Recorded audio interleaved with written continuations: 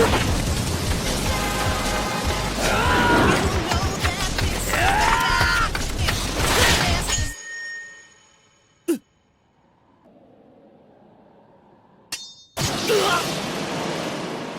sheer disrespect.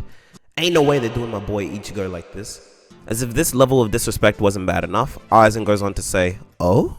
I thought I cut you in half from the waist down, but it seems it was too shallow." Now, ladies and gentlemen, before I continue on with this video, I should let you all know that the inspiration for this video came from the YouTuber CJ the Champ. As far as I know, he hasn't made a video about Aizen specifically, so I decided to make mine before he makes his. In the series Bleach, the character Sosuke Aizen betrays the Soul Society because he believes the society's current order is flawed and that he can create a better world through his own means. He also seeks to gain immense power and knowledge through the use of the Hyogyoku.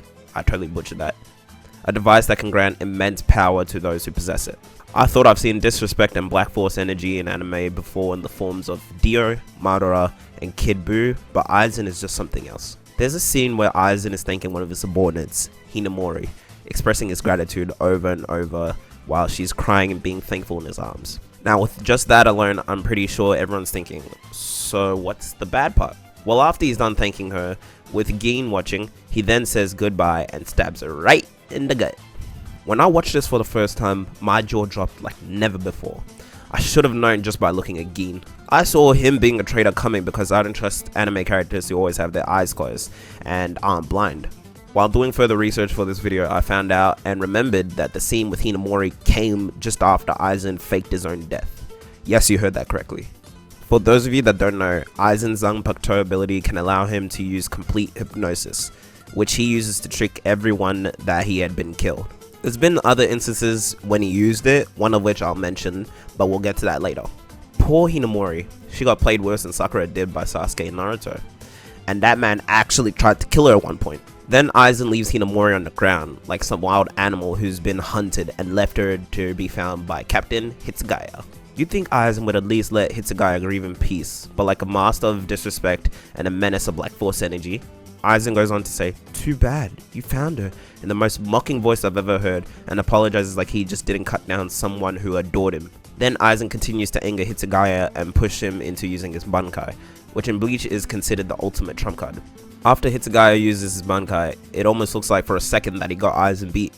But ladies and gentlemen, allow me to remind you that Aizen at this point was a captain too. So he uses complete hypnosis and went on to humiliate Hitsugaya with just a swing of his blade. I know Hitsugaya didn't die from that, but after that type of ass whooping and disrespect, you only have one or two options: die or whoop his behind. This man Aizen in the fake Karakura town decimates and humiliates the visors and the captains and vice captains in episode 292 to 293. In these episodes, Aizen decides to bring to the family reunion some clean ass whoopings. Like, my goodness, can these people ever just catch a break? You know, when there's a fight of a villain versus everyone, you know they're just about to clean up house.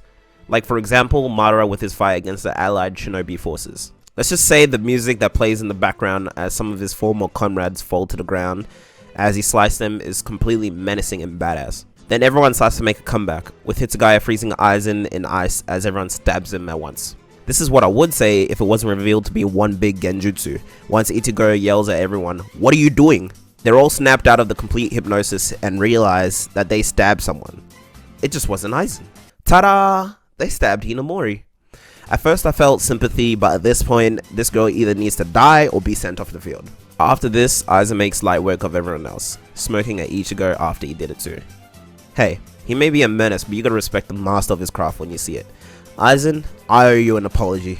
I wasn't familiar with your game. I owe you an apology. I wasn't really familiar with your game. I know I've been on Aizen's meat for a bit. Pause. But let's not forget, the man created two different races with the Hyogyoku.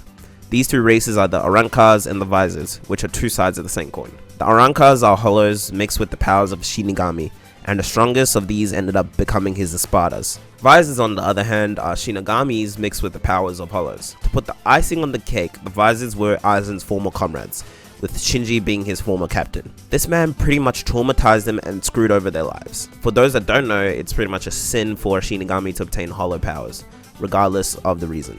So in other words, Aizen made the Visors homeless and put them out of a job, aka broke. I'm sure there's more I've missed, but I'm not doing an autobiography on Aizen. I'm just here to show you how much of a menace he is and why he deserves a seat at the table of Black Force Energy. Thank you for watching.